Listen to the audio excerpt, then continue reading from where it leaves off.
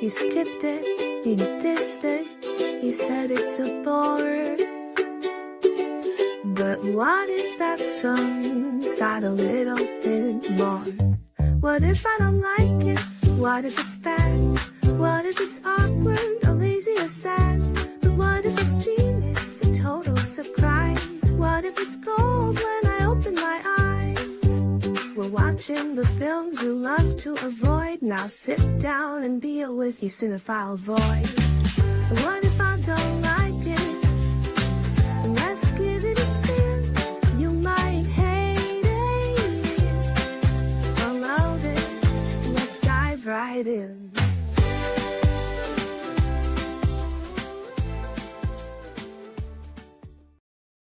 Welcome back to What If I Don't Like It? This is, of course, the podcast where we revisit the movies we think we don't like, dig into the bias, the baggage, and the brilliance that might just surprise us. I'm your host, Katie Baldessaro, actor, filmmaker, film critic, and professional movie gremlin. And this episode is a very special one because not only is it my birthday one, but we're covering a movie that has been with me my entire life. Yeah, we're talking about The Last Unicorn. And joining me for this journey into magic, melancholy, and harpy boobs is one of my favorite film critics and content creators, Marta McFly. Marta is the host of Rewind and Revive podcast and the founder of rewindandrevive.com. This is where she dives deep into film history, production lore, and the weird, wonderful corners of cinema. You have to check her out. It's really so awesome. You could also find her on social media at marta.mcfly and on Letterboxd under the same name, just take out the dot, so just Marta McFly. Together, we're going to unpack everything from Ghibli-adjacent animation to unicorn theology, gendered storytelling, and what it means to be a little sad and magical. And of course, whether or not the harpy scene permanently imprinted on our souls. Spoiler, yeah. But before we dive in, I have some exciting news. I will again be co-hosting the 4th annual East Hampton Film Festival alongside Chris Ferry this year. It's one of my favorite events here in Western Mass. It's a weekend packed with indie gems, filmmaker panels, and the kind of off-the-radar films that remind you why cinema matters. And whether you're into, say, intimate storytelling or bold experimental work, there's going to be something here for every kind of film nerd. You can check it all out and grab your passes at easthamptonfilmfestival.com. And I look forward to seeing you there. But if you want to talk more about movies and you don't want to come all the way out to Western Mass, of course you can find me on social media at MovieRuntime. That's on TikTok, that's on Instagram, it's on YouTube. I'm going to post reviews, behind-the-scene rambles, podcast extras, and of course, the occasional unhinged opinion about genre films. Please do come by, say hello. But I digress. Let's saddle up, let's face the Red Bull, let's talk about one of the most hauntingly beautiful kids' movies ever made. This is The Last Unicorn with Marta McFly. Welcome to the episode. I am so unbelievably excited. This is my birthday episode, and we are doing one of my favorite movies from childhood, The Last Unicorn, and we have one of my favorite film critics here to talk with us about it. It is Marta McFly. Hello, hello. Thank you for such a warm welcome and for having me on here. I'm very excited to be here, and happy early birthday. Thank you. Yes. It's for those counting, it's on the 23rd. I actually get to go on Mass Live, which is like a state television show, to talk about the East Hampton Film Festival, which I'll be co-hosting this year, the day before my birthday. So it's exciting. Busy. busy. And then I'll turn 40, and then I'm not allowed to be on television anymore. That's the rule. That just my face melts off, the babushka bomb hits. It's like Exactly. But my audience might not know who you are, so let's get to know who you are a little bit. I have talked about your YouTube channel, and I've linked to it a couple times in other videos. Oh, absolutely, especially in teasing this coming up episode. Nice. Yeah, I mean, I kind of do it all. By profession, I'm a film journalist. I just launched my own publication recently. Whoop, whoop. That's called rewindandrevive.com. And that's kind of a hub for, essays about film history, production stories, roundups. And just last week, or I guess it'll be a while until this episode comes out, but I recently launched a podcast also called Rewind and Revive, which you can also find on that same website, or I mean, Apple, Spotify, what have you. Yeah, and then I also in my day-to-day just do video reviews on social media, on Letterboxd. I mean, those are written, but yeah, I'm just kind of always doing something movie related. And the handle to find you, of course, all this will be in the notes, but if I was looking for you, is it a universal handle or just... Yes, it's Marta.McFly on socials, and then Letterboxd is Marta McFly, no period. Nice. I love that my autocorrect keeps trying to be like, you're talking about the Back to the Future character. I'm like, nope, Yes. no, I'm not. Every It's very time, simple. me too. Okay. Oh my God. I love when autocorrect tries to correct your own name. Hmm. The audacity. The audacity of a bitch. I have actually been told I couldn't order on certain systems because my name doesn't constitute enough letters to be considered a name. That's not fair. That's not nice. Please enter a real name is what it will say back to me. And I'll be like, oh, This is. ouch. Don't blame me. But I digress. Yeah, it's amazing how many different ways you can get film reviews now. And I really love that. As someone who used to teach, there are basically 3 different ways you can get to somebody. It's going to be auditory, it's going to be visual, or it's going to be kinetic. And I long for the days for kinetic film review where I can move you physically through a film. But right now we kind of have Letterbox for our kind of the people who want to be reading something, or people who want to be hearing something can have a podcast. And that's nice. Yeah. Are you a long Letterboxd reviewer or a one-liner? I am the longest. I am like, too. hold my beer. We're gonna hold on. I need to give you. I'm an in this essay I will letterbox reviewer. Yeah, same. Someone commented once, like, "Oh, nobody's gonna read this," and I'm like, "Well, you're commenting. Welcome." You were under the mistake that I wrote this for For you you. and not the imaginary conversation I have in my head all the time. But you also never know who's going to read that. Like, I've landed some great opportunities from people reading my letterboxd, which, I mean, I didn't even start doing it for that. I was doing it for myself. So yeah, you never know who's reading.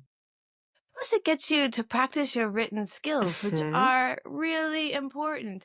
I know that there's a completely different beast when I do something and I'm pitching it on a video on TikTok, and then you see the written review that I have for that exact same film, and they're a totally different vibe. They're telling you the same thing, but it's I like the extra space personally. I think with my video reviews, because I do the same thing, I'll do a long letterbox review and then convert that to video. I would say that the video ones sound less pretentious. It's just easier to follow. It is true. It is true. I on the letterbox, I kind of like get my scholarly self on Flowery, and yeah. go to town.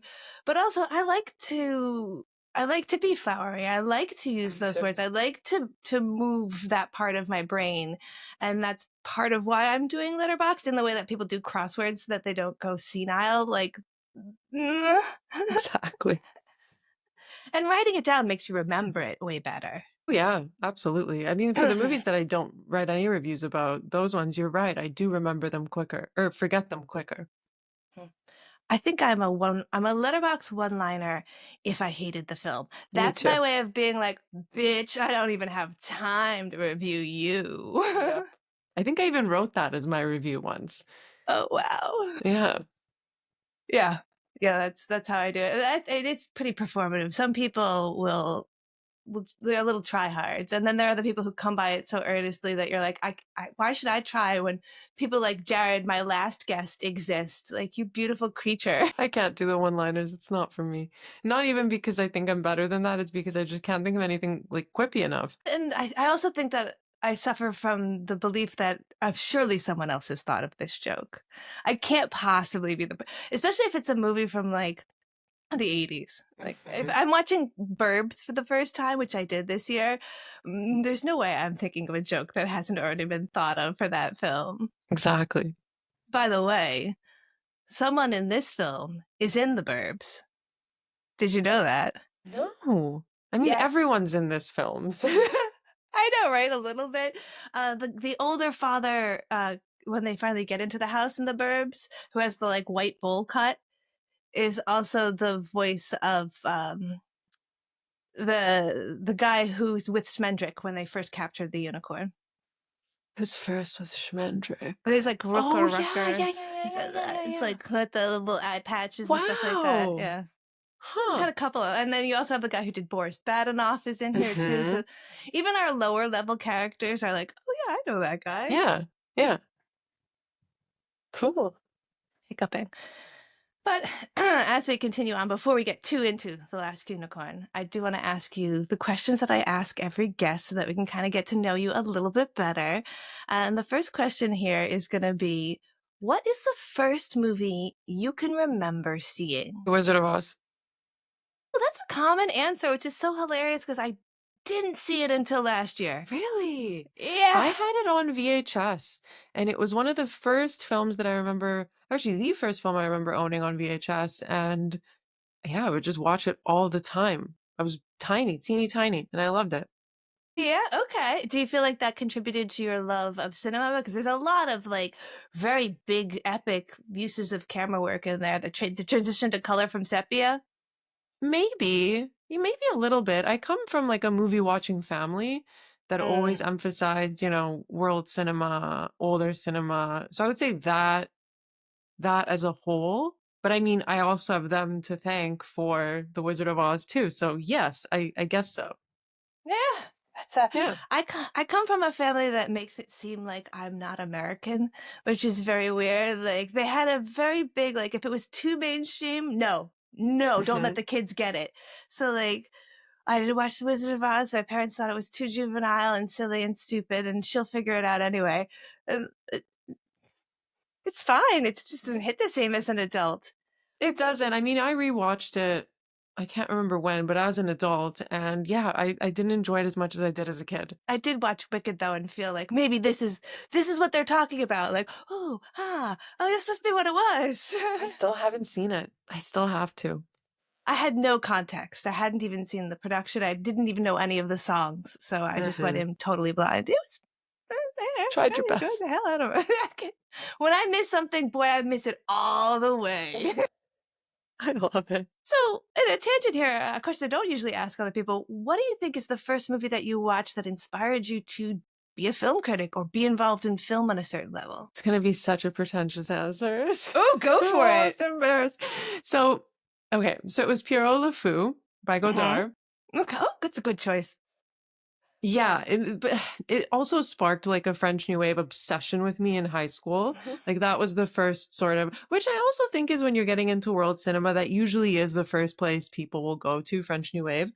But I was obsessed, like especially what Anna Karina wears in that film. Like I was walking around with like red cardigans and little capri pants and a beret.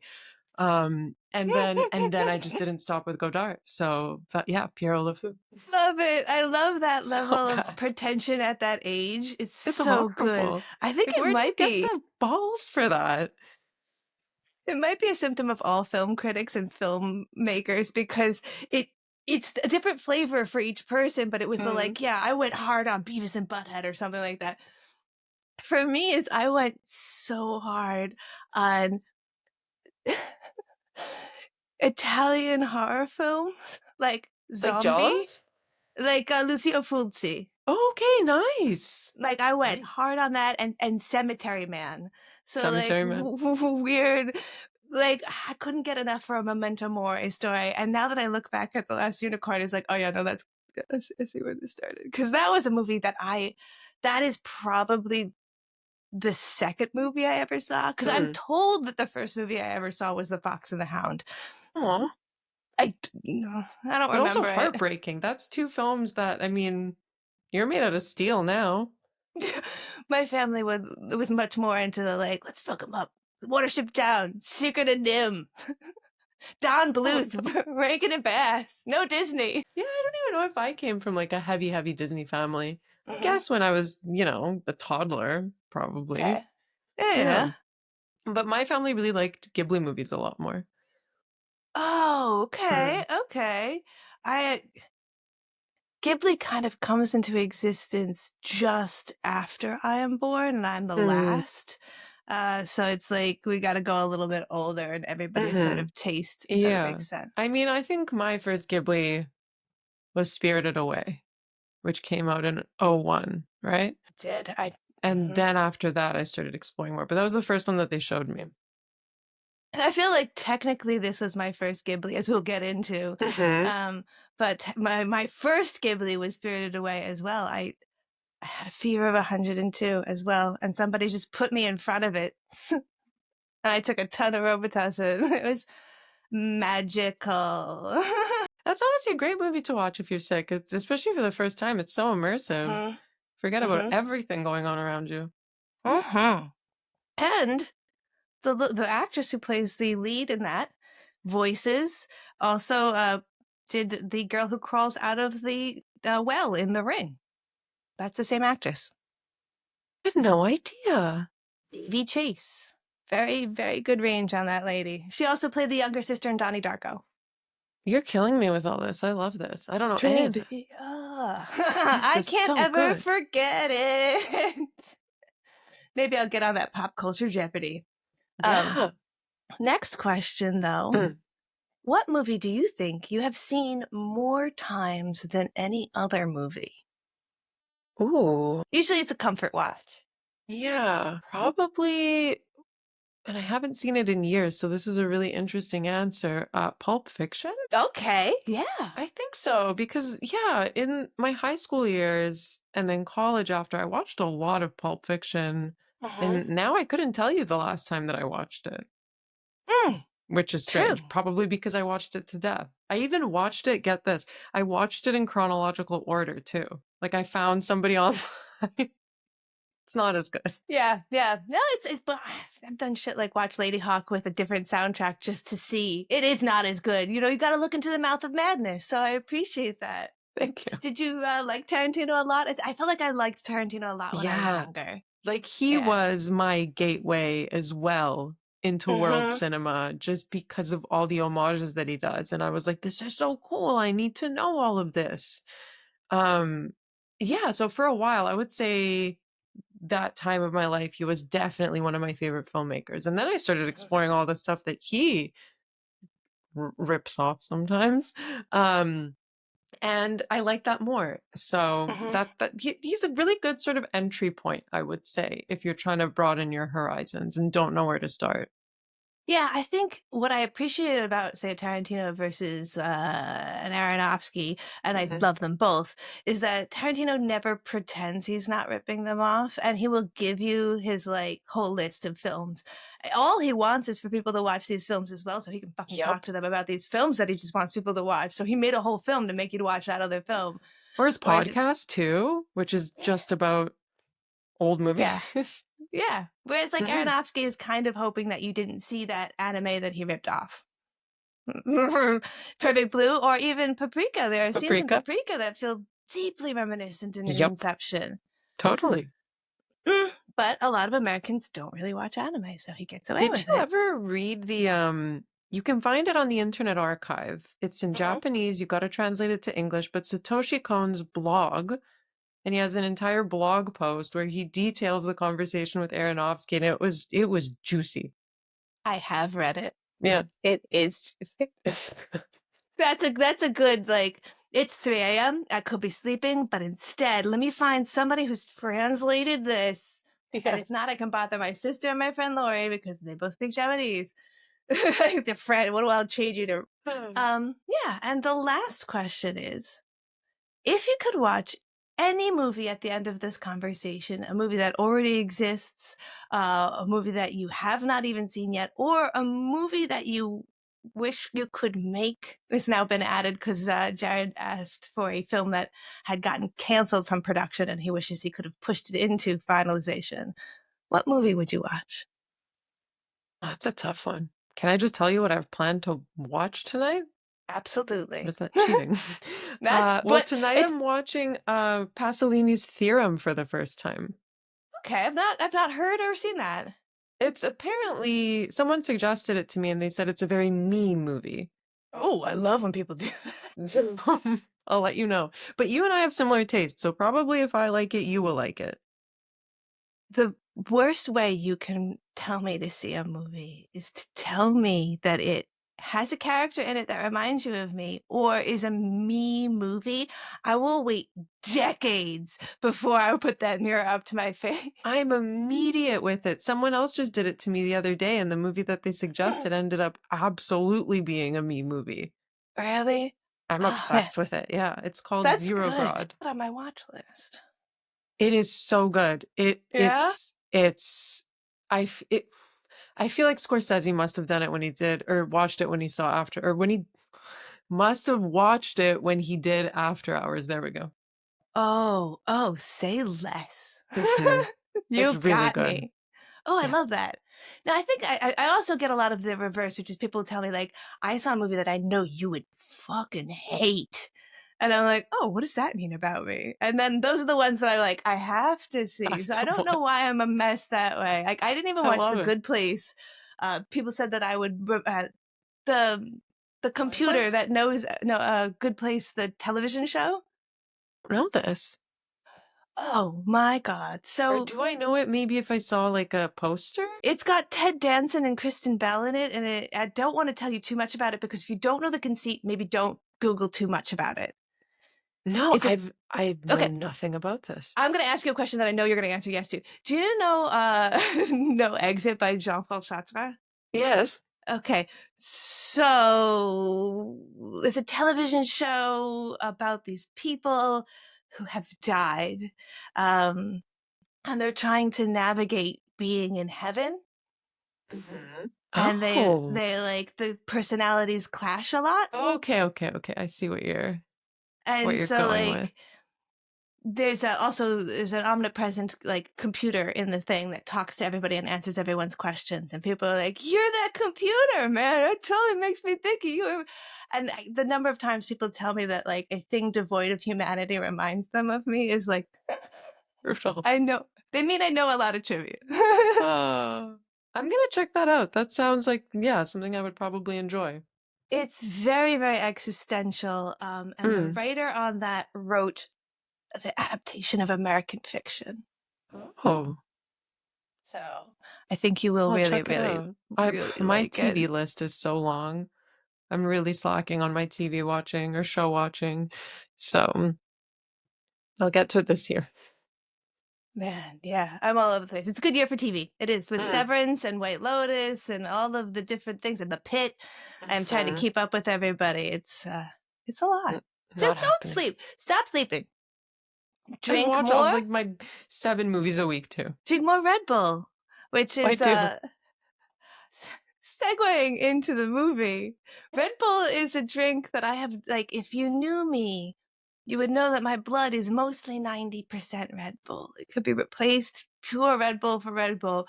And yet every time I pick up a can of Red Bull, I have this like, cause this movie has been in my life, my entire life.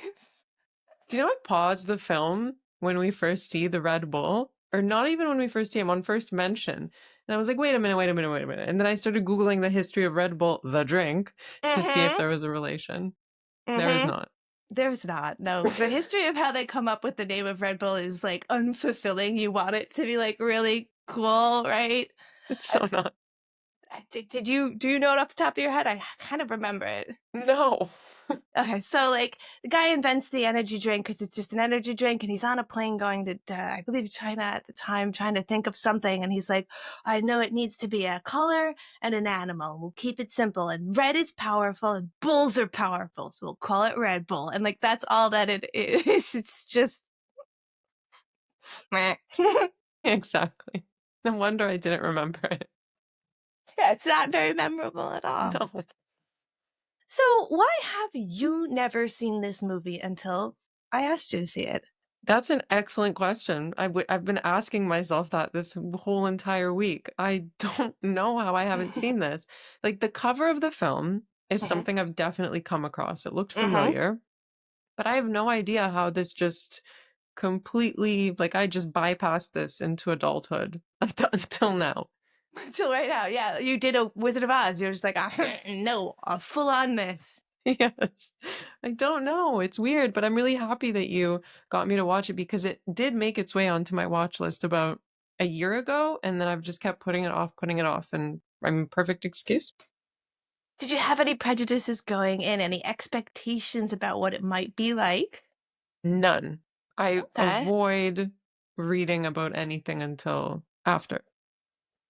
Good. That's a good way to do it. I'll still form a prejudice based on a picture alone, so I'm terrible in that way. Okay, I mean, I guess a little bit. Like, I was a bit confused by the animation just Mhm, going off of the poster before watching it mhm, because the unicorn I thought was gorgeous, but then all the other characters around the unicorn, meh. I was like, you don't look that special. It doesn't look like really special animation. mhm. But I guess that's it. Yeah, I kind of go back and forth when I think about that because the unicorn should look special. She's a hmm unicorn sitting next to a human. We want to make sure that we even know Lady Amalthea, even as a human, is not a human. But you're also looking at humans that are Rankin Bass humans. hmm They always look like that. They look like Yeah. that in The Hobbit, in The Return of the King. That's how they Yeah. win. That's how they make them look. So Yeah. there's a certain amount of like, yeah. Yes. Exactly. Exactly. Although I do appreciate how ugly they make King Haggard and how like they there's a lot more ugliness in this animation than you got from what I got out of animation when I was a kid. Like say this, hmm compare it to say Lion King or anything like that. It's got a lot more angles. Absolutely. Yeah, definitely. And just you're right, some ugliness to it. Mm-hmm. And they did have to redo Lady Amalthea's design a couple of times because the first few, which were meant to look more like Rankin Bass characters, felt too young. And people were like, feeling a little weird about this. And she's supposed to be centuries old anyway. So they wound up coming up with that, which I'm told, but I can't confirm because I cannot find a copy of the actual anime, maybe based on a erotica hmm character. Huh. But I'll have to keep Googling. That was from an anime Reddit board where I'm just like, I can't. Is this the translated title? Because I can't find it. I did find some early illustrations, Mm-hmm. but I don't remember seeing her, but I remember I saw one for the unicorn. It Mm-hmm. was beautiful. And then the one for the Red Bull, I actually liked a lot more than what made it to screen. Really, I have not seen that. hmm I have to take a quick look at it. What But did you like these better were, about it? sorry? What did you like better about it? They all just looked way more like Japanese animation style, which I mean, that's a personal preference. That's just something I'm gonna gravitate more towards. Mm-hmm. Honestly, all the characters did, but the Red Bull especially, I was like, oh, I want that tattooed on me. That looks Huh. badass. Yeah. I'll have to take a look at that. Yeah, hmm I mean, we are talking about Rankin Bass is using Topcraft, hmm and that's because it's cheaper to do this at that time. And so they're trying to balance between Western stylization and Japanese animation. I mean, I have the preference as well. I think the moments in which it becomes most Ghibli-esque are the most beautiful and the most moving. I do love the way that the light in the Red Bull scenes feels like Akira, this hand-painted cell stuff that you're getting. It's good. It's good when it's good. It's bad when it's bad. It also employs back and forth between 12 frames and 24 frames, which doesn't bother anime fans at all because like I do that all the time, right? But American audiences are like, this is cheap. Yeah, yeah. No, I Oh, had I the same hear that. experience. I had moments where I thought it was completely just stunning, and it was in those moments where it felt more Japanese, and then it would kind of Mhm. go back, and I'd be like, no, not my favorite. And it's kind of like a comic book where you get those really stylized first couple of images, and then each individual cell is telling the story, but it's black and white. You lose the color, and then you go back to the bumper image again. So, I get that not every comic book can be a Dave McKean comic book where it's like illustrious, but this does a hmm good part. I really like the beginning because it felt like a tapestry, right? Yeah, Yeah. I love the Um, beginning. Visually, I love the beginning. have you ever had the pleasure of getting to see the unicorn tapestries at the Met? No, I I was at the was at the cloisters. Met It's the in cloisters. 2019, but I don't think I saw. I misspoke. It's actually at the cloisters, which is a part of the Met, and it's completely different part of the city. You have to go like way out of the way to go see them. It's No, I beautiful. did It's not. like this weird little kind of building that is reminiscent of the medieval art it contains. But Wow. yeah, really, really fun story on those. They were they were ransacked out of a castle, after the French Revolution. And when they went to try and recover them, they found them in some farmer's barn covering vegetables. Like he was like, oh yeah, I still have your curtains. Did you want those? Because I don't care. No way. Yeah, kind of like the Bayeux Tapestry, where it's like, it was just a rag. Just Yeah. schmat that no one gave a shit about. And now it's like the Oh. most famous depiction of a unicorn. And when we look at the last unicorn in this, it's drawn that way with the like kind of thin tail that has the Yeah. at the end, and the like it looks more like an antelope in the legs. Mm-hmm. You have to see that original concept art then from 79 because it's more exaggerated. It's a more exaggerated version of what you're describing right now. Oh God, be still my heart. And Mm-hmm. like I need another tattoo, but I do, so maybe we'll start there. There you go. So yeah, we're talking about Topcraft winds up making this. This is considered the last thing that Topcraft does as a studio, but they also worked on Nausicaa, but Yeah. like officially, unofficially, Mm-hmm. and then dissolve and become Studio Ghibli. So it's like proto Ghibli. It almost feels like Nausicaa meets Return of the King is what you get in The Last Unicorn. Yeah. Yeah, totally. I mean, there were moments where it felt very much so like a Ghibli film, but just brief little glimmers. That's the thing. Like And hints of it. and like Nausicaa is so famous for how much he wished he had had more control. I wonder if the studio had more control, what that could have looked like for The Last Unicorn, as opposed to really trying to make it seem like Rankin Bass if they had let it be more Ghibli. Damn. Maybe someday. Someday. Voice cast. How did you feel about the voice cast? I love the voice cast, especially Mia Farrow. She has this fragility to her voice. Yeah, fragility. It's just so delicate and it's just so perfect for the unicorn, I think. Yeah. Yeah. I mean, it's hard to imagine someone being that innocent sounding and also knowing they are that old. And like she's a little autistic sometimes when he says, I think one point Smedrick says like, I'm sorry I can't, and she's like, I'm not worried about it. Like, I don't think about that shit. Like, Yes. Yeah, she kind of had moments where I was like, oh, okay. Sure. in the book that this is based on, this is actually, the screenplay is written by Beagle, who also wrote the book. She is a lot ruder all the time. Actually? Oh, Yeah. wow. Yeah, I mean, literally everyone is constantly like, oh, a unicorn. And she's all just like, over it. It's so funny. I wonder how that would have played out if they brought it to screen screen. And if that would have changed audience perceptions of her by the end. I think it might have, because if we rush forward a little bit, is we're not going to approach this chronologically, to have a story, and this is something that I love at my core. I love a romantic story where the two characters do not get together because it is not good for them. It is not good. And an overall, like, for everybody thing. I'm a sucker for that too. It feels, yeah. So, I'm sorry, I've lost my train of thought here for a second. Welcome to my life. Right. So to have a character where she's a kind of a bitch, and then she also doesn't marry the guy at the end, I think that might have been much. a bit much.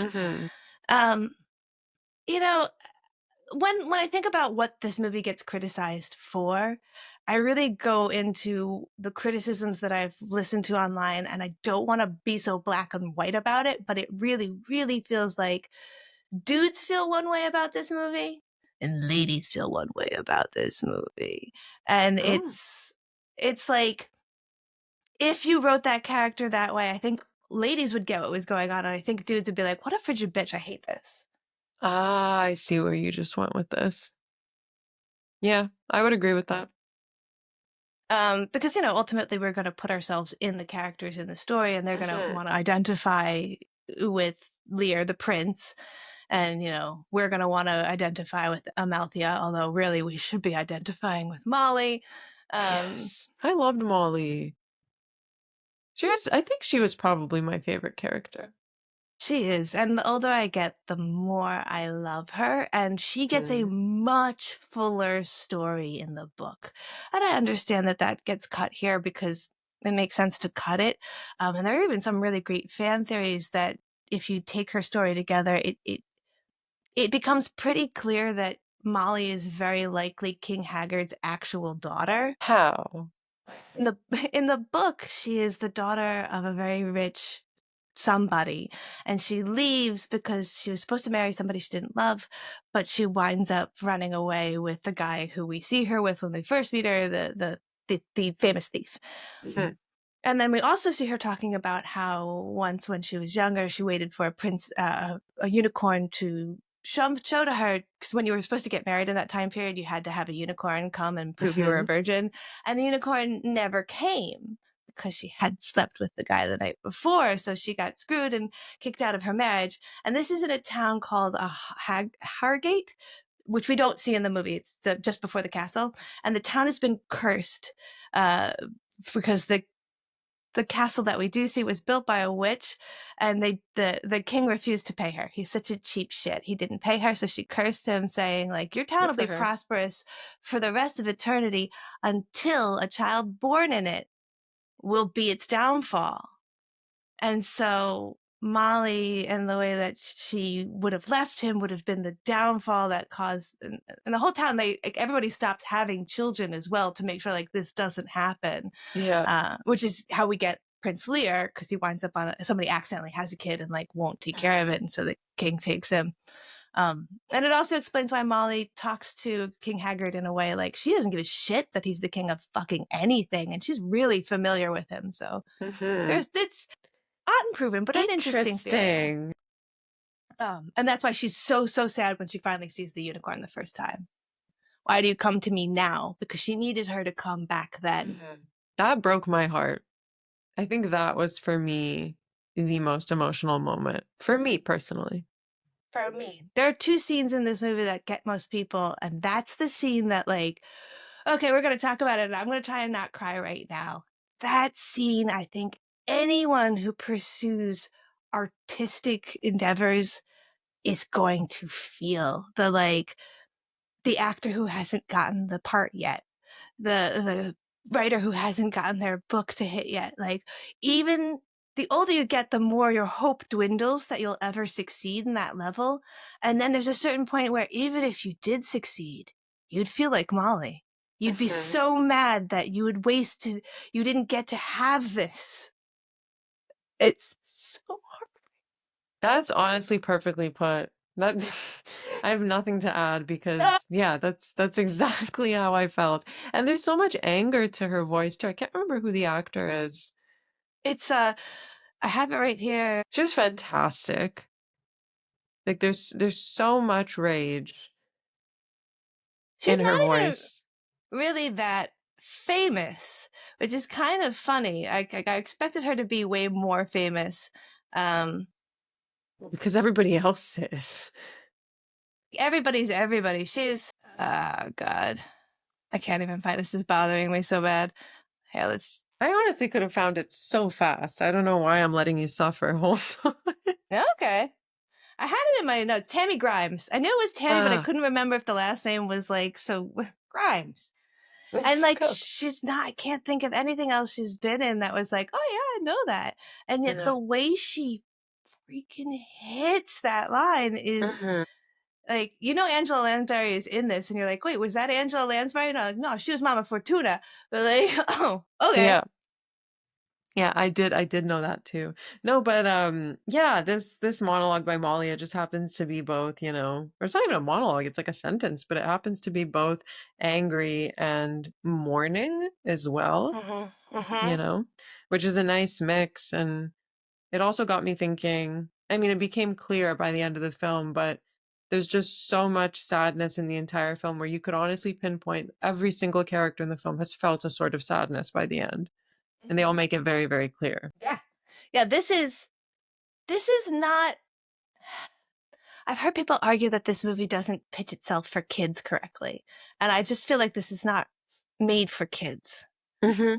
And like at a base level, what this movie keeps coming back to is understanding the idea of your own mortality. And like we have things die in kids' movies, but we don't really make kids sit and think about the idea that like you can't save yourself from this. There isn't a like conflict resolution, you don't die. Like you die. Doesn't That's hard to Schmendrick sit also with. says something near the end that really stuck with me, and now I can't remember the exact quote, but yeah, he says something that's to the vein of that, what you just said. And it's blunt. It's pretty devastating. Yeah, in the book, Smendrick is actually about as old as the unicorn is. He's been cursed as well. He's been cursed with immortality until he can figure out how to actually do real magic. And so that's why his accidentally making an immortal creature mortal is even more upsetting. Yeah. I wonder why they chose to not include that. That's really interesting. I feel like, again, it's just we don't have time. We don't have time, yeah. We just don't have time to talk about this. And Smendrick is like, I love Alan Arkin and I love what he did with this role. He sounded so young. I could not figure it out at all. I was so confused. Baby. Yeah. And Jeff Bridges wanted to be in this so bad. He did it for free. Oh, wow. That I didn't know. He's very young and very new to acting at this point. So he was just like, oh, well, what year was this? This was 82. 82. Yeah, that makes sense. Yeah. A lot of the cast, I think, hit so hard because they so wanted it. Christopher Lee showed up with his own original copy of the book with lines that he had highlighted and him coming at the producers saying, either these lines are here for me to say or I'll walk. I love that. He made two demands. And the other demand was, I get to be my character in the German voice version because I also speak German or I'm out. That I did know. That I did know, which I loved. But you know what? That's also another thing that's pretty Ghibli-esque, getting very, very, very, very, very well-known actors. Yes, yeah. Especially, like, what will happen is you'll go back and look at some of this stuff where you're like, oh, the American version of Porco Rosso had people who weren't famous at the time, but then became famous, like Natalie Portman. Okay, get that, yeah. Michael Kristen Keaton. Dunst in Kiki. Absolutely. Or as Kiki in Kiki. But these people were with the exception of Bridges, famous at the time. So it's kind of impressive to see that happening here. Yeah. I wonder if this was I mean, was the book really popular around this time? It came out in 1968. I wouldn't say it was any more or less popular. It's like the only book about unicorns, so like, well, I mean, that's a pretty solid timeline because many of the people that appeared in the film were probably children in the 60s. That makes a lot of sense. I think that's probably why my mom gave it to me. Because she would have been like, my mom gave this to me. My mom was born in the 60s. Fruit. Also had a like, I wanted to be a horse kind of guy. I was a My Little Pony girl. My Little Pony launches the same exact year as this movie, by the way. Wow. So different. Yes. That's when we start to get the unicorn that becomes glitter and fairies and dreams versus the unicorn that's kind of actually going back into unicorns. She's named Almathea, Lady Amalthea, because that's the name of the first ever unicorn. There's a Greek mythological creature that was maybe a goat. And it nursed Zeus. And then the horn was turned off into a cornucopia, right? Yeah. Well, if you start to go back to the like medieval Catholic unicorns, they believe that unicorns, right? Unicorn will sit on the lap of a virgin, right? That we know this, right? I go to Smith College. That was the mascot for a long time until they were like, maybe we should stop. Maybe not. maybe like saying all of our college ladies are virgins is kind of demeaning to women. We're the pioneers now. But what got cut off of that is that the unicorn would then suckle on the maiden's breast and have sex with her. And they believed that that was how Jesus was born to the Virgin Mary. And so that God is like a unicorn. Jesus is a unicorn. But in the Reformation and the removal of the like no images of Jesus that is not human, they rip this stuff out, right? This So they is start wild. to I'm learning so much. like there's a lot of Jesus, and we have water into wine in the last unicorn, Yep. and that Yep. so this is like Jesus imagery that we start to come up against when we start to talk about unicorns that are not like My Little Ponies. Mm-hmm. Yeah. I'm also just struck by the fact that we both chose to focus on two different creatures from Greek mythology, because I went immediately towards the harpy and then kind of looking into that more. And I mean, the name of the harpy as well is named after a specific harpy in Greek mythology. Why is that? So yeah, it looks like just a mishmash of everything thrown thrown into this. And Selena, the harpy that's named after, like that's the one that prophesizes in the I think it's the Aeneid that the they will go hungry. Like there's this the doom coming off of that particular She's like the harpy. darkest one. Which, I mean, also you could argue makes her character even more impactful in The Last Unicorn too, you know? 'Cause she offers, I think it's in mythology, a prophecy for hardship and hunger and just all this like negativity.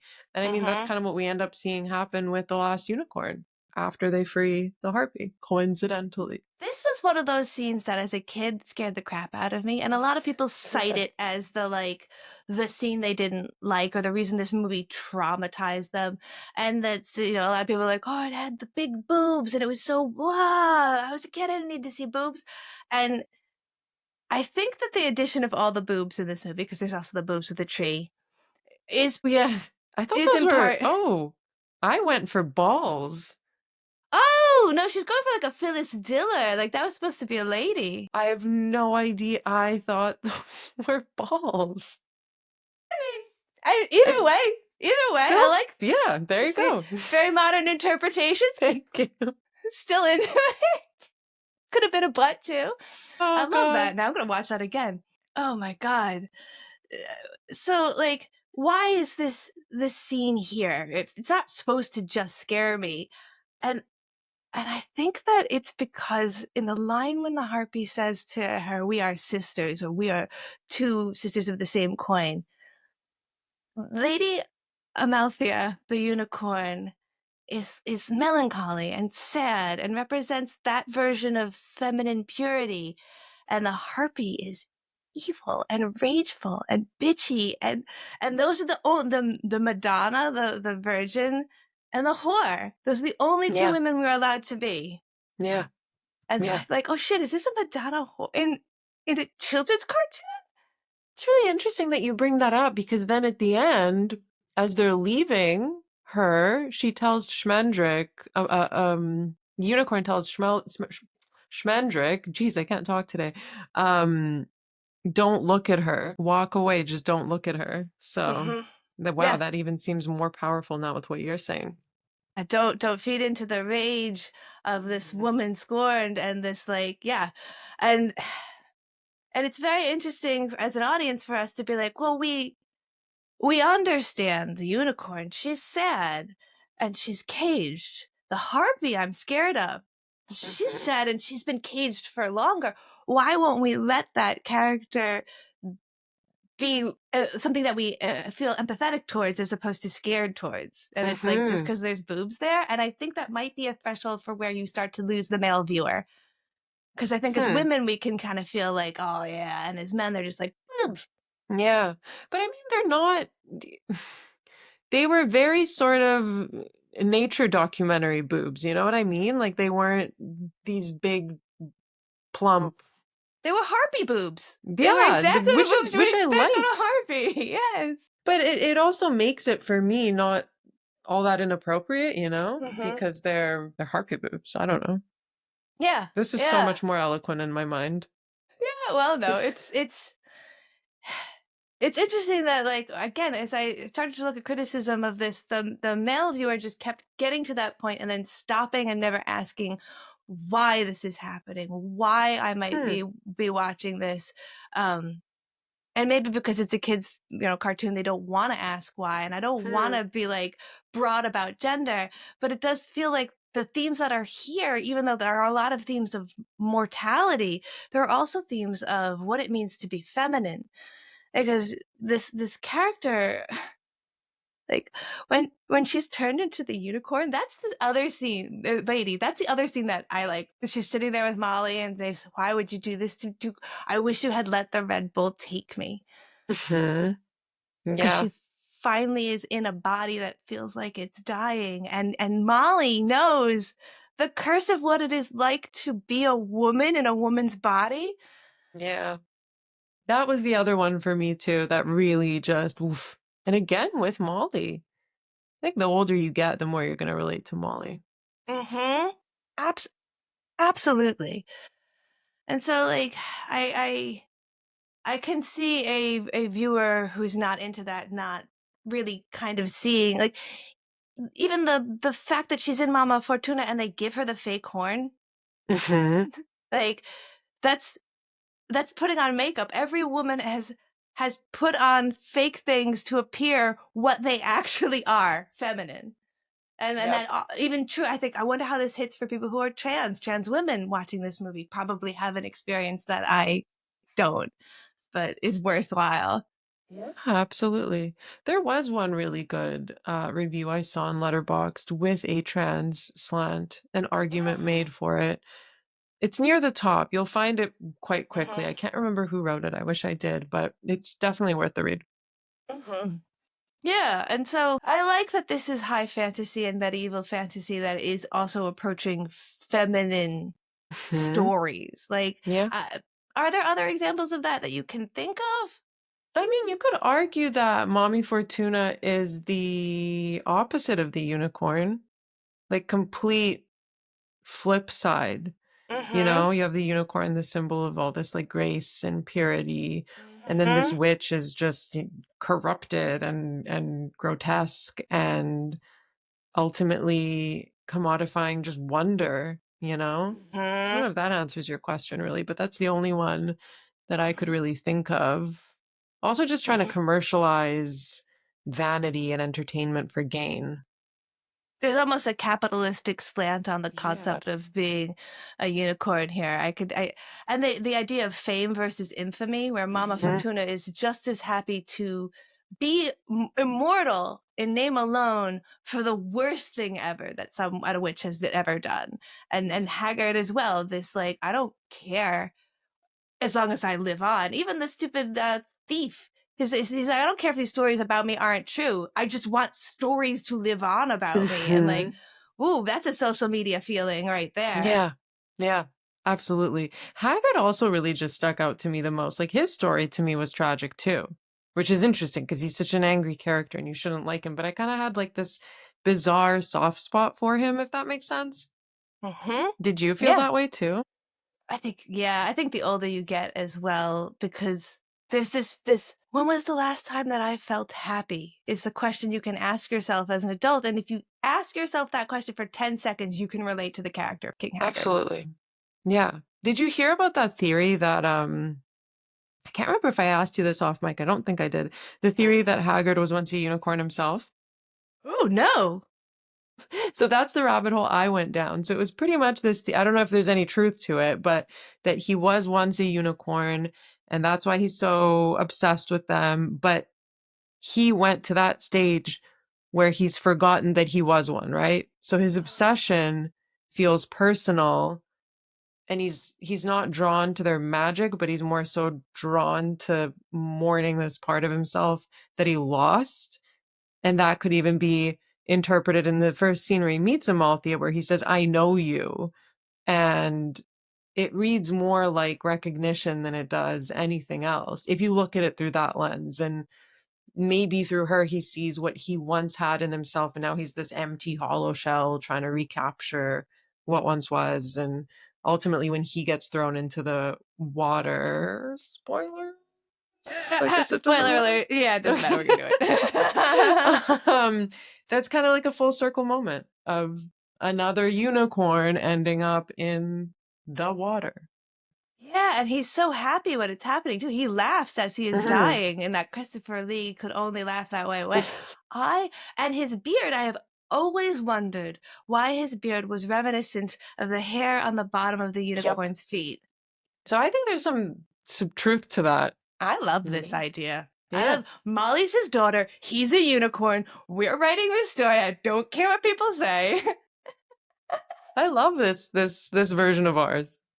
It's fantastic. Yeah, that's fascinating as fuck, as the children say. Yeah. I'm surprised you didn't hear about this. I definitely thought you would have. No, I think I must have missed that rabbit hole. Yeah. No. Hmm. Other questions I wanted to put into play here. Yeah. Throw them at me.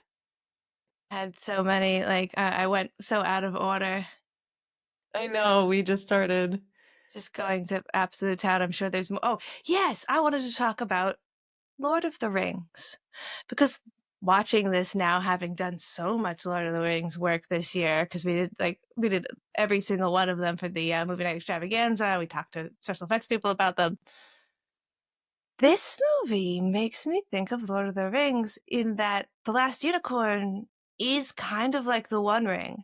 Everywhere that they go, as they journey back to a place to destroy or release a group, people are overtaken by her power and they want to own her for their own use in a perverse way. Yes. I didn't think of that, but I can absolutely see that. That's really cool. And you get that, like, oh yeah, okay, because I kept thinking, like, wow, this animation is just like the animated Hobbit. It's Mhm. wait a minute, I've seen people lose their shit around magical items before, And it looked similar. and it looked just like I this. imagine. Yeah, no, Uh, I think you're definitely onto something. yeah, and again, that's probably why it hits for me because I'm a big fan of that story, and I do love the idea of looking at humans in a way where we admit that they're like deeply fucking flawed. Absolutely. I mean, even with this film too, you could make an argument that almost everyone has some sort of redeeming quality, or not Mhm. redeeming quality, but a reason for their evil or envy or what have you. Mhm. Yeah, I mean it's very human to want the things that they want. It's very human to Hmm. be afraid of dying. Um, I think that you could even look at this and start to parallel it against a lot of other foreign films that people put in big, like nobody's going to question the validity of this films like Solaris Hmm. or to a lesser degree Interstellar, and the idea of like time and in a way the Matthew McConaughey character is immortal and everyone else around him, Hmm. and can you truly love if you're immortal, and what does it mean to grieve this loss Yeah. in the future, but want to be part of something larger. Like at the end when Amalthea has to choose between fighting the Red Bull and staying a human, did you want her to choose to stay a human? Momentarily, but that's Mm-hmm. just because I'm a sucker for a good love story. If it doesn't work out, if it does work out, I'm there for it. But no, I think the ending was great how it was. She should turn back into a unicorn. That is the right thing to do. Yeah, and I do feel like I want to reward the Prince Lear character for representing a non-toxic version of masculinity, for Hmm. attempting the poetry that he is not good at, for trying to emotionally connect to this woman and becoming a hero. Hmm. It's sad that he's doing it in the way that like the world has told him heroes do this. Like he doesn't know why he's doing it. He just knows he's supposed to do it. Hmm. But that's what makes the whole Yeah. film so special. I mean, you have the ending where the prince does not get the girl. You have all these complex characters where, I mean, look at what I said earlier. I found myself really feeling for Haggard of all people. So these are all such different things than when you're watching a Disney movie, for example, where it's black and white, right? The bad guys are the bad guys, the good guys are the good guys. That is how it is. That is the rule. And that's also why I gravitate to Ghibli movies, because they are more like this. Well, I mean, I can't count how many Ghibli movies there are that I finish them feeling wistful and kind of sad or completely sad. Pompoko is one where I don't feel sad, but It's a few exceptions, but there are some devastating ones, especially when they make commentary on environment, which this one also does. Yeah, actually. Oh, that's a good connection. I feel like this is just the step before they get into Nausicaa, where they're kind of talking about this dying and this pulling back and the last of these unicorns, the last of this environment as man intrudes upon, feels like, oh, I can see where you are, like, let's go in a hole, let's write our own shit kind of way. They're blowing my mind. This is fantastic. I am learning so much. We're making associations that I didn't even think of. It's fun to do that. It's fun to be like, God, is this in some way also a Bergman film? I mean, there's so much grief and loss and transformation. It's gotta be somehow a Bergman film. Empty, luxurious interiors, cliffside. People stare out at a cliffside a lot. You're gonna get there that. You go. Yeah. Yeah, and it makes total sense too, the staring off into the cliffside and having the unicorns be in the water, with the whole idea that, like, we thought narwhals were unicorns because we were pretty dumb. That was magical, by the way, the moment where I guess spoilers again. Spoilers at this again. point. I mean, I've spoiled everything. Tough shit. Point. But where the wave becomes unicorns, watching that, my jaw was just open. I was suddenly 10 years old, and it was magic. And it reminds me of the Lord of the Rings scene where the water turns into horses and gets this, which also was magical as fuck when I was a kid too. So, like, there's something about water and horses. Sign me up. So yeah, amazing combination. Yeah, it trickles out into a larger zeitgeist, if you will. Trickles. See what you did there. The music. What did you think of the music? Because I'm sure whether you liked it or not, you're still sitting around going, "The last unicorn." I actually have been at my cat. He hates it so much. And honestly, so do I. I have thoughts about the music. Okay. And I'm very sorry if I offended anybody. Tell me your true feelings. Don't hold back. I did like this movie a lot. First 10 minutes, I was not sure if I was going to like it. That's what I meant earlier. I kind of hinted at it when I said, yes, the start visually was beautiful. Because I think it's 10 minutes. There's a few songs that just did not work for me at all, unfortunately. And I was kind of getting concerned. I'm like, oh God, there's so much singing in these first 10 minutes. It's song to song to song that I was worried it was going to be the entire movie. And it wasn't.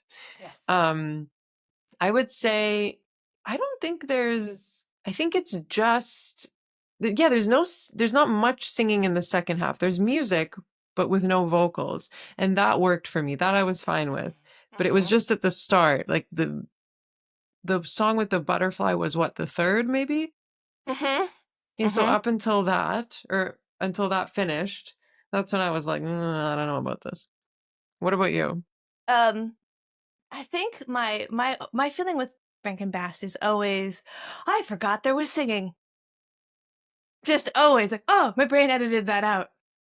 Like, there's a song that they sing in The Hobbit, which is the Greatest Adventure, and they just every fucking 5 minutes, and I can't do it. But I love that movie. I do love Where There's a Whip, There's a Way, which I did mention. That's a song that's in there, but I digress. With this, I really felt like, I mean, I love a cheesy 80s ballad, but there were points where, like, for me, the worst scene is when Lady Amalthea starts singing. I'm sorry. When? In the forest? No, at the very end when she's singing about how strange it is to be a lady. Oh, see, I already blocked that out too. That's my brain does the same thing. I'm like, I do not like this. No one has sung for like an hour, and out of nowhere. And by the way, most of it has been non-diegetic. Like, it's just been in the background. And like, they did write the music before they did a lot of the animation, kind of like they did with Akira. And so like, they'll say a rabbit and you'll see a rabbit. So like, they incorporated it in. But this is the first time that a character is singing, and it's an hour in. And Is she not singing at the start with the butterfly, or did I completely make that up? well, I guess she's kind of singing a little bit, but it's not like Not a much. full-on Yeah. ballad by herself. I see. Yeah. And then you also get Bridges singing back to her, and then they have the duet together, and it's just Nah, like it's not for me. shaky. And it's not even to say that I don't like musicals. I mean, I wouldn't classify this as a musical. But I am very selective with music and films. Like, it's something that I do really, I don't know, it does affect my opinion a little bit. Like, I think that actually may lower my score slightly. I think that's reasonable. Like I said, my least favorite scene is that scene. And it's a real shame because the lines that she's saying are super powerful, and the concept she's trying to express about like when you lose this innocence of youth and become this woman, how strange and how horrible it can be. And it's like as bad as the sound of you singing right now, because The message. Yeah. Message means something. Yeah, for me it was the butterfly. That was my least favorite. Really? For one second, the best excuse I got about the unicorn was that as a human now, she was flawed, where she used to be perfect. And so as flawed, she had to sing kind of slightly bad. And I think that is revisionist, and I like it, but it's revisionist. I think the butterfly is the most jarring addition to this story because the butterfly is meant to represent Beagle himself. That's why he's dressed like that. That's why he says things that are anachronistic to the time period and what is going on, and he sings songs that wouldn't have existed then. That's why he's got the glasses and the little scarf. I was wondering about that. I was like, who is this guy? Can we shut this guy up? Robert Klein, too. Like, famous voice to get. Weird as hell. Yes. But yes, I think that was my least favorite until I understood why he was there. Yeah, I may have to rewatch it again knowing that, and maybe it would bother me less. But I think I was just taken aback by the amount of singing at the start because, as I said, there is much more singing at the start than in the later half. And I think maybe if I was prepared for it a bit better, I'd be like, I wouldn't mind it as much, but it was jarring. I think I forgot to tell you because my brain just slices it right out. Me too. I love that. I love an edit on a movie. Like, oh man, I wish you could have seen the edit I have because I don't remember any of that. I mean, listen, I feel like my issue is I watched too many movies. Like a week from now, I will have forgotten much of this film except for like a few key things that I love. And I'm like that with almost every movie. I think that a Ghibli movie stays with you emotionally. So maybe you won't remember what happened, but when you look at this, you'll be like, oh, I remember the way that made me feel. Yeah. And that's I think what cinema should do at its core. It should make you hold on to an emotion and like ask what it's like to live and feel and experience that emotion, and maybe why you need to live and feel, experience that emotion in a kind of like PTSD sort of way. Like, it's making me experience what it is to feel this in a very safe, confined hour and a half, and then I can put it down and be like, I don't have to think about death anymore right now. Yeah, I mean, I was very surprised by some of the themes in this film. Like I knew from your wonderful video that you sent me that it would be sad and that there would be some call them adult themes for the sake of conversation, but I just wasn't expecting them to hit as much as they did. Like I really didn't think, especially considering at the start, I was like, oh, I don't know if this is for me. To be in tears by the end, like that's a huge leap, you know? Yeah. Oh, I'm glad that you stayed with it because it is. I'm right where you are. Where like if they start singing, I'm immediately like, "Whoo! Set a timer. We got 15 minutes, and I'm turning this off." Exactly. Especially when they do that kind of like weird 80s narration singing. So Yes. I'll give you that. But it is Jimmy Webb of the band America, and it is the London Philharmonic doing the orchestral portions where there's less dialogue, and I do feel like that feels really good. That's well done. It's atmospheric, pretty. Again, in one ear, out the other. Yeah. You could be telling me anything right now, and I'll be like, oh, yeah. Is there a movie that you have watched where you forgot you watched it And then you watched it again? Yes. Now I don't remember what that movie is, but there's been many. There's one recently, and now I can't remember. This is gonna bug me now. Keep a list so that I don't I accidentally watch should them have a a third list. time. Since it's happened too many times. Yeah, this is gonna bug me. I'm gonna have to tell you later. But yeah, that is a common occurrence for me. Do you get far into it before you remember that you've seen it, or do you have to watch the whole thing again and be like, wait a minute, I've seen this? Well, I don't trust myself is the problem. So it'll be like 15 minutes and I'll be like, have I seen this?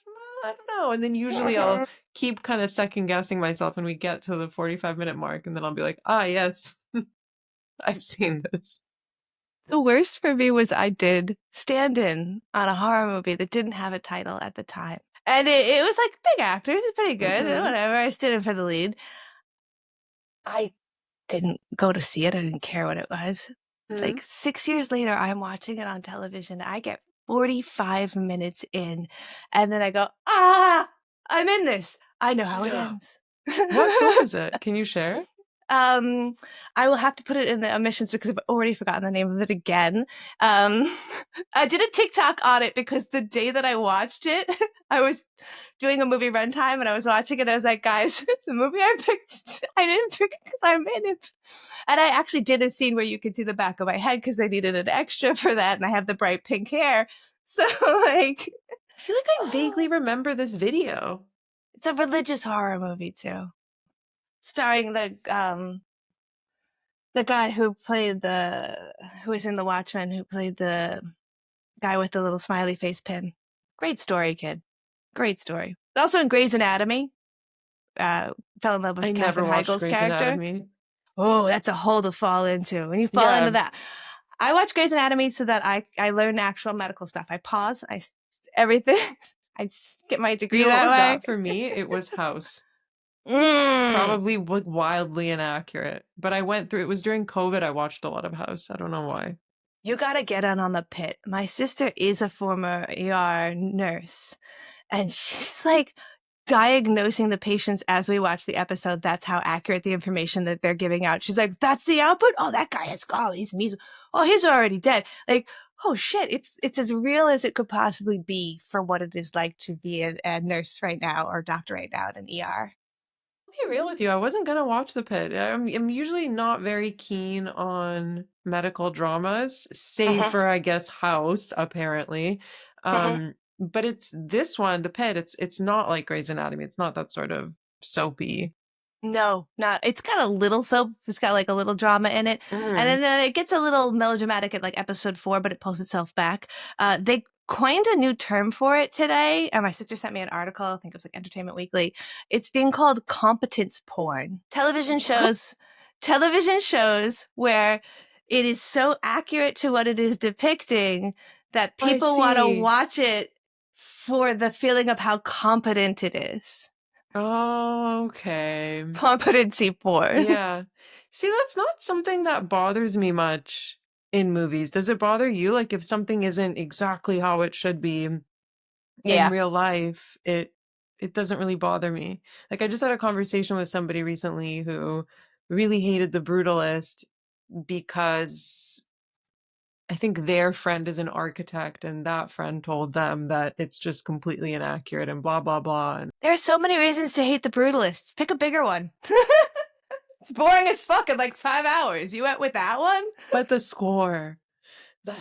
There can be valid things and things that are garbage. Absolutely. I mean, not to say The Brutalist is garbage. I would draw myself back there. But like, I think with anything, you gotta look at all the angles of it. Oh, yeah. And I think that's a great example of being like, that's a weird bone to pick. I won't hate a whole movie on something like that.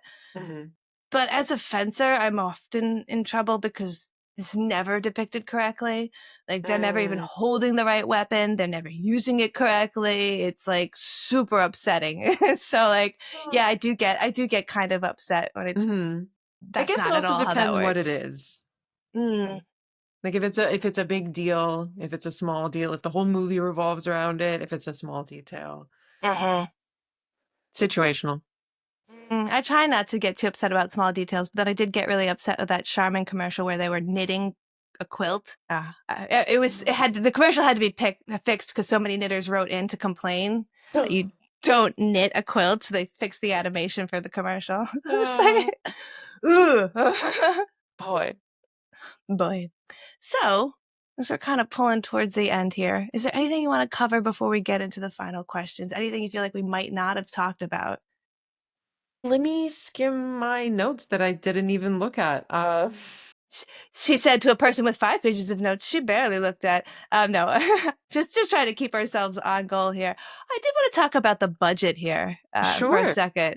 Yeah, because it's considered not a success. It's a cult film because it didn't do very well, which is one of the reasons why this movie has been on my list of movies I want to cover with someone. It cost $5 million to make.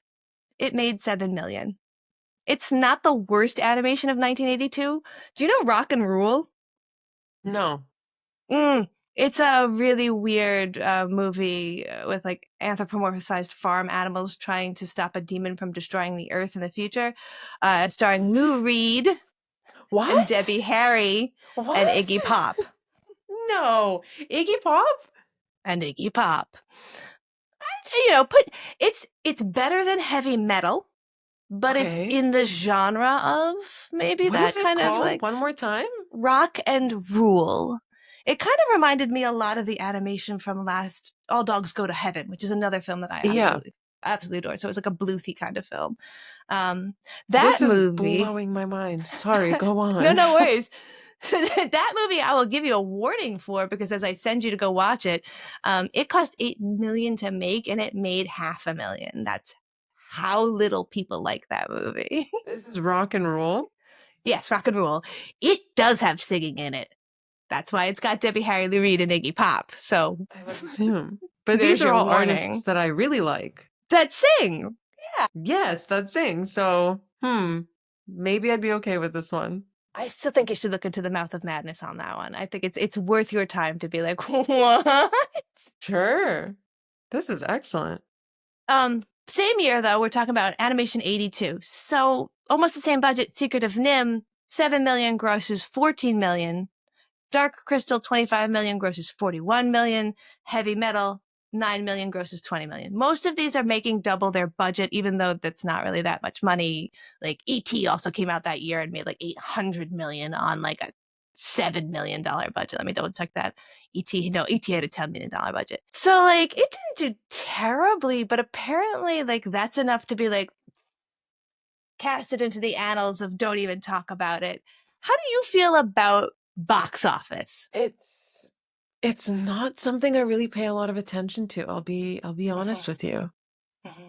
As a whole for me.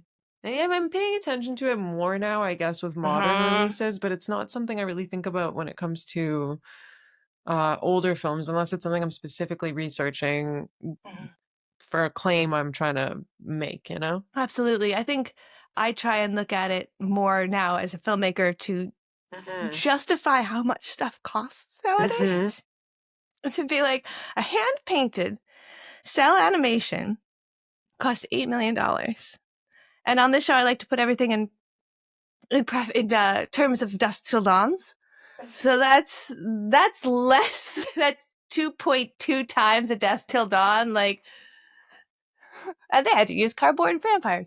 So like, it's very strange how this inflation starts to happen so very quickly to be talking about like billion-dollar movies and how does it wind up costing so much? I mean, we had Jeff Bridges work on this for free. Yeah, which is crazy. He was young, though. He was young. He was dumb at the time. Young and dumb, like we like him. I love him so much. And there are moments in this that feel very duty for me, where he's just like trying. But bless his heart. Anything else on your notes? No, I honestly think we covered everything that I wanted to cover. I'm happy I got the chance to talk about my lack of pleasure with the start and the butterfly. Absolutely. It But can't be no, all I great. mean that's my only criticism, I would say, with the film. I otherwise really, really enjoyed it. Yeah. That's the first question. Did you like the film? Yeah, you really enjoyed it. I did. I did. Oh. It was, yeah. There was a moment where I thought where I wouldn't and completely turned it around. Love that. That's almost even better to get to turn completely around in a movie where like you lost me and then you got me back. That doesn't happen that often. No, no. I'll be real with you though. I think if it wasn't for this episode, I probably would have turned it off, which is something that's very rare. Usually I try and stick it out with the movie, but and likely return to it when I have more patience for singing. But I was like, no, this podcast is coming up. I have to watch this. I know exactly what you mean because I am kind of a have to make it to the end person when I first started film Me criticism. too. And now I'm a 15 minutes where I'll set a timer. And if it's because like the beginning of anything can be kind of hard. Hmm. If it's a television show, I'll always give it 2 episodes because the pilot has so much exposition. Um, but if it's 15 minutes in and I'm still crawling in my skin, we could probably just skip it. And I won't review I'm it. like you. I Yeah. will usually, like most of the time I will sit it out, but if it's something that I have to be in the right mood for, I will stop and then revisit. I can't remember the last time I've stopped watching a movie and never ever gone back to it. I think I might do that with September 5th, which I just started. The movie about the like Munich Olympics. I It haven't seen is that yet, but it's on my list. it's so when I say the word dark, I don't mean like I mean like I literally cannot see. Oh, It's in the shot truest sense of the word. so badly. I cannot see people and so closely. Like I just want That's to turn on a annoying. light and take a step back from everyone. So I can't see anyone's faces and it's so dark and I just ugh.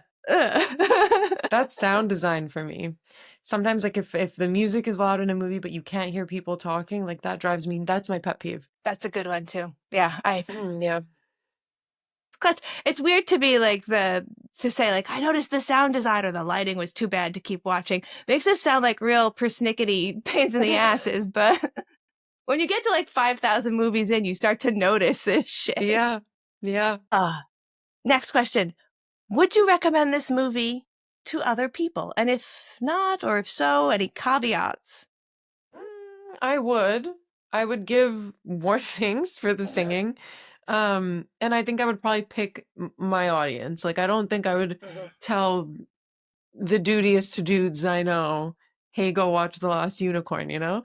But other people, yes, I would say, yes, go watch The Last Unicorn. It's very touching. It really hits you in the heart. It's got fantastic adult themes that I think only resonate the older you get. But be careful of the singing. And I promise you, after 10 minutes, It gets better. it's less You, noticeable. you could put it on mute. Just watch the pretty pictures. You don't even really need to hear what they're saying. Yes. Closed captioning for the dialogue. What do you think is the youngest age you would recommend this film for? See, I still would show it to kids. I would, Yeah. which maybe All is an right. interesting take. But I would. I just think that there's different things you will pull from this depending on how old you are. Nice. So, Nice. youngest, I would say that's a good question, actually. 7? 7? Okay. Yeah, I was going to say 8, 7, 8. It feels Yeah. like a good age. I mean, this film is obviously 1982, so it predates any kind of rating that wasn't going to be G. There is no PG yet. There certainly isn't a PG-13 yet.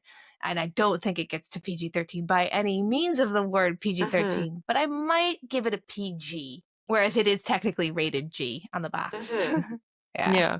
I mean, there are some things that I'm sure the Red Bull itself would have probably scared me if I was maybe not. I don't know. I actually don't remember what movies scared me as a child. And it's such an interesting thing what will scare children and what doesn't. Because I have some nieces who are younger, and like I taught them what the Babadook was.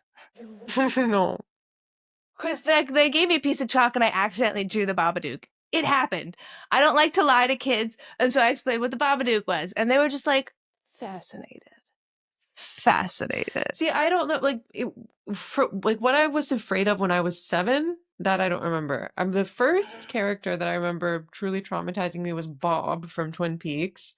But at that point, I was, I don't know, like 13, 14, maybe. I was very Okay. young for that. But I don't remember anything before that. Did you ever read the book Scary Stories to Tell in the Dark with those with the pen drawings? It sounds really familiar. Had the one with the little Probably. girl who had a ribbon around her neck until she gets married and she finally takes the ribbon off and her head falls off. They're all Maybe little not. tiny stories.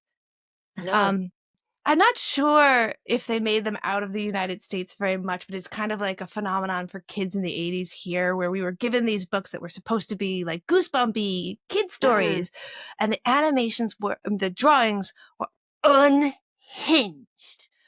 They are so upsetting that they actually redid them and re-released them without those images. The original one, my sister and I, it traumatized us so badly. We would put it in the freezer. We would hide it in our closet. We would bury it in the backyard. Like, we loved and hated that book. I would remember that if I had seen it. But it does remind me, what it did now force me to look up is an anime 43 minutes long that I watched recently from 1990, and that story you just described with the ribbon, it just made me think of this, The Curse of Kazuo Umezu. Oh, okay. Have you seen that? No. So it's 2 stories. It's I guess like an anthology movie, 2 stories. And they are spooky, and it's high school girls, and it's animated, and I think you'd really like it. I don't I think want to so say too. much else, but Okay. yes. I will watch the hell out of that. Yeah, I think it's on YouTube. It's yeah. Okay, nice. Mm. All right. And the last question, which is incredibly relevant on today's episode, do you regret watching this movie? No. No, I'm so happy I watched this movie. I'm Yes. honestly like very, very thankful that I got a chance to watch this movie, because like I said, it would have taken me longer Nice, otherwise. yeah. And I also had no idea what to pick when you initially asked me. It's, either there's a person who is taking a stance against a movie and we get right to it, or there's more often people like you. And as I approach more film critics, there are very few film critics who are like, no, I just refuse to watch that. And it's usually a case of like, they forgot it came out or they assumed it was something else. And it's really nice to like Harry didn't see No Country for Old Men, not out of any kind of real Wow. spite, but that's such a great Harry movie. Like, sit Yeah. down, Harry, let's watch this. Did he end up liking it? He loved it. Yeah. He absolutely loved it. And it's funny because like he's another person who can come off as very, very pretentious. Not very pretentious, but like in the idea that like he's all classic film. But then when you actually meet him, he's incredibly not pretentious. So He's a like very nice guy. to want to be a classic film person or to want to be a foreign film person, you have to deal with this like idea that people think you're being pretentious. He's coming back on to challenge me with his favorite movie, and this is the drive is like you would think it's going to be some classics, National Treasure. I've never seen it, and he is an aficionado. Like Tina B knows everything. I know this because I did a podcast episode on Nick Cage on my old podcast, and we covered National Treasure. It was just Nick Cage everything. And National Treasure was mentioned. I remember Harry was very quick to applaud that choice. I love that. I love letting a flag fly for something you feel really deep. Is there a movie like that where you're like, I don't purport to say that it is a great movie, but it's a great movie for me? It's again gonna be pretentious.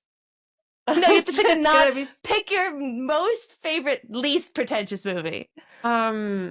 Most favorite, least pretentious movie. I was gonna pick one of my favorites that's the most pretentious to the point where I don't even keep it in my Letterboxd top 4 because I'm like, it's kind of The Holy Mountain. I love The Holy Mountain, and I think there was a time when many people loved The Holy Mountain, and now it's like not cool anymore to like The Holy Mountain. People are like, this is the most pretentious film ever, and I'm like, but sit with it and think about everything that's being presented to you.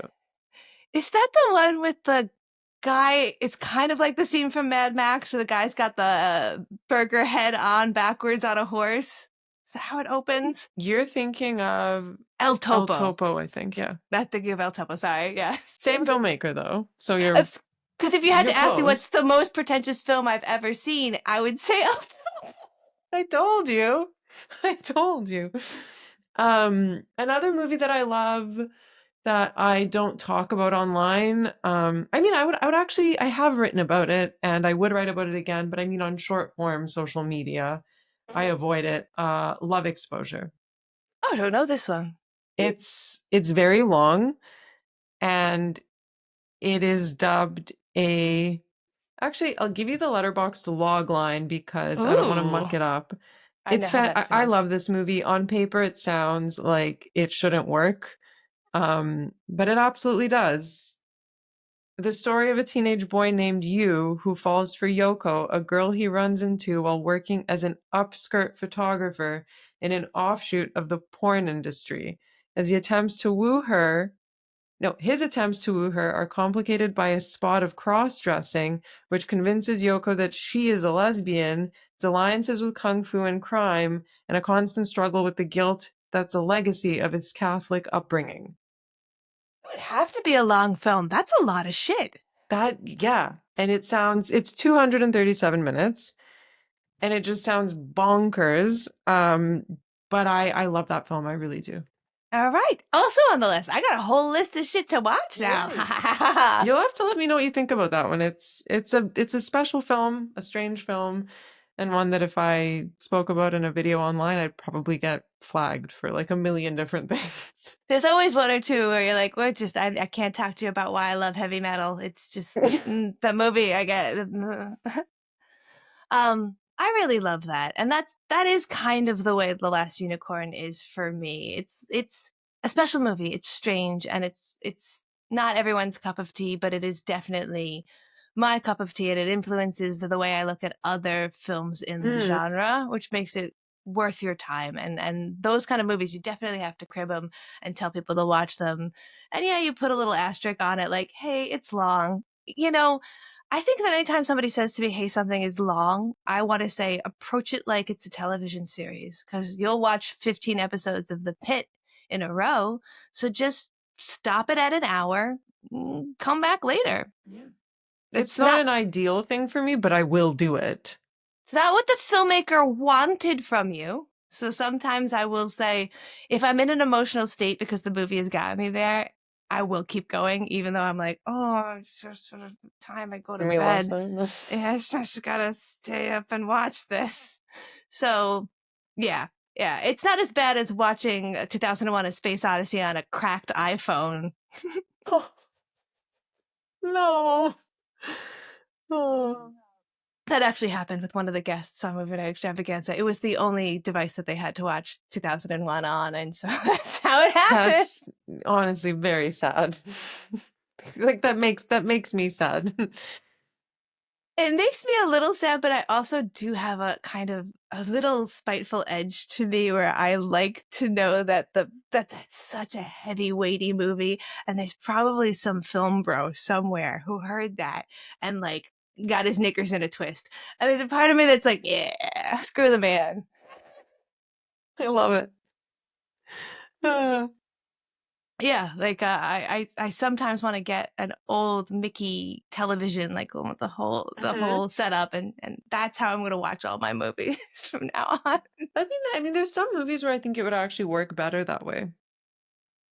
It's a nostalgia factor that Hmm. really makes it much better. And that was a big fear I had while watching this movie was that I had too much nostalgia for it, and I was setting you up for like the first 10 minutes for an hour and a half. Hmm. Yeah, I mean, I don't know. That does happen often to me with myself, the Mhm. nostalgia factor. Like on Letterboxd, for example, if it's something that I watched pre me having Letterboxd, I actually don't have a star rating on it. I refuse. I just log it as seen because it's not fair. Okay. Because there's been many times, like when I first got Letterboxd, I thought I had to give everything a star rating. And Huh? then there was some films that I revisited and it would just be night and day in ratings. It's either something I love that I now hate or something that I hated that I now love. Um, so it's just not fair, I don't think.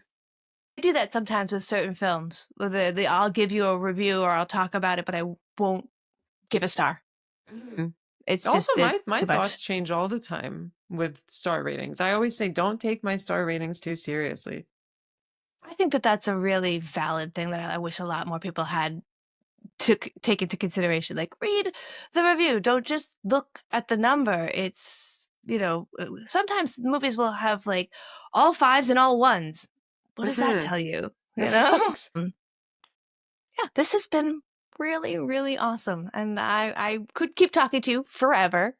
So I will wrap this up right now and say thank you for coming on the show. Thank you for being a guest. And thank you for talking about quite possibly my favorite movie ever. And no, thank you for having me on. Thank you for getting me to watch this film. This has honestly just been a delight. I've loved every second of this. Yeah, it's rare to find someone who's both willing to watch an animated, girly movie and talk about it without being like, "Ugh." So thanks. Of course. Anytime. All right, and we're going to kick over into corrections and omissions right now. Welcome to Corrections and Omissions for The Last Unicorn. Hello, my magical misfits. It is time for that post-unicorn cleanup. Although we didn't get very much wrong, or very much in the way of corrections this episode, still sometimes when you're having a soul-deep conversation about mortality, animation, Greek history, some of the facts need a little extra love. And here's some of the stuff that we got slightly off, plus a few deeper bits that we didn't dive into as much as I thought we could have. I just want to touch up the fact about Red Bull the drink. Obviously, Red Bull the drink did not inspire Red Bull the beast or vice versa. They predate each other. Red Bull, the beverage that we know and that I run on, didn't exist until 1987. That's obviously 5 years after The Last Unicorn came out. It was not inspired by The Last Unicorn. It was created by Dietrich Mateschitz, who partnered with Thai inventor of Krating Daeng, which is a popular energy tonic there, and that actually translates into Red Bull. And so, yes, they were going for red to symbolize power and vitality, and bull to symbolize strength. It's the branding off of that Thai energy drink. So we got it kind of right. We got it kind of wrong. We missed that. Although I do love the story of just it popping into his head in an airplane. Anyway, every time I pick up a Red Bull to this date, I still think of that. I still think of being chased like a unicorn into the fiery ocean. And yet I drink it anyway because it is so damn delicious. Red Bull, I would be willing to be sponsored by you. In the episode, we both blanked on the name Tammy Grimes. That was the voice actor for Molly Grew, which kind of now feels like a crime, given how powerful her performance was and how much we love that character. So I wanted to fix that and just give you a little bit more of her background. While she was not as big a star as Mia Farrow or Christopher Lee, she was a Broadway powerhouse. She, in fact, originated the role of the unsinkable Molly Brown in 1960 and won a Tony Award for it. She also had her own TV show in the late 60s and a long career in theater, voiceover, and cabaret. That's why her delivery in The Last Unicorn, especially the heartbreaking rage of the why now? Why do you come to me now when I am this? Is arguably one of the rawest emotional moments in the entire film. That's because it isn't just a line about seeing a unicorn. It's about what it feels like to have hope arrive too late, and it hits different when you've lived the life that crime lived. She nails that ache in a way that only a seasoned performer can, and so I just wanted to make sure that we knew that she did have a big career. It's just I couldn't remember it, and we're not big followers of Broadway, and so that wasn't quite clear to us. During the episode, I floated the idea that Lady Amalthea's final character design might have been inspired by Japanese erotica, but I didn't know what the name of the movie was. To clarify, the film that comes up in these conversations I did find is called Belladonna of Sadness, and that is a 1973 adult animated art film from Japan. It's known for its surreal, watercolor-style visuals and erotic haunting imagery.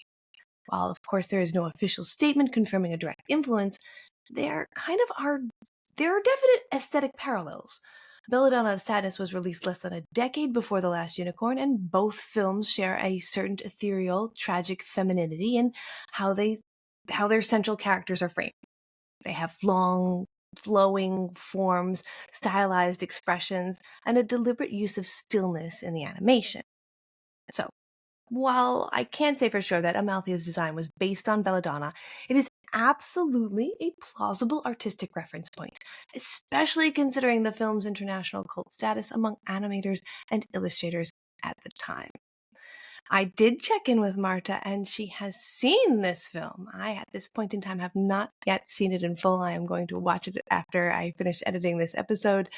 And her official warning was that it is a product of its time and it has some questionable politics. But if you can kind of get around that and really appreciate it for the art that it is and remind yourself when it was made, you can still enjoy it. But heavy caveats on it. And of course, anything that's considered psychedelic, experimental, and from like over half a century ago, I think you should consider all of the things that Marta warned about, regardless of whether you hear that from Marta. That's like a good way to look at movies from then. And that's it for this episode of What If I Don't Like It? Thank you so much for wandering through the enchanted, heartbreaking, and occasionally traumatizing world of The Last Unicorn with us. Huge thanks to my guest, Marta McFly, for bringing the insight and the letterbox level depth. Of course, if you aren't already following her on social media, I don't know what's wrong with you, but you can fix it now by following her. It's going to be at marta.mcfly on everything except for Letterboxd, where you take the dot out. Don't forget to check out her podcast as well. That's called Rewind and Revive, and the site that goes with it is rewindandrevive.com. That's got some top-tier film writing and analysis, so go there now. It's fantastic.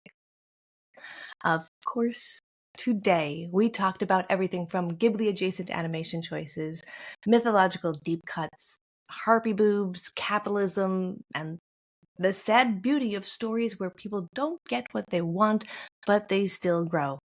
The Last Unicorn is a film that lingers with you, not because it answers anything, but because it makes you ask a lot of questions about what it means to be human, which is crazy because it's a story about unicorns.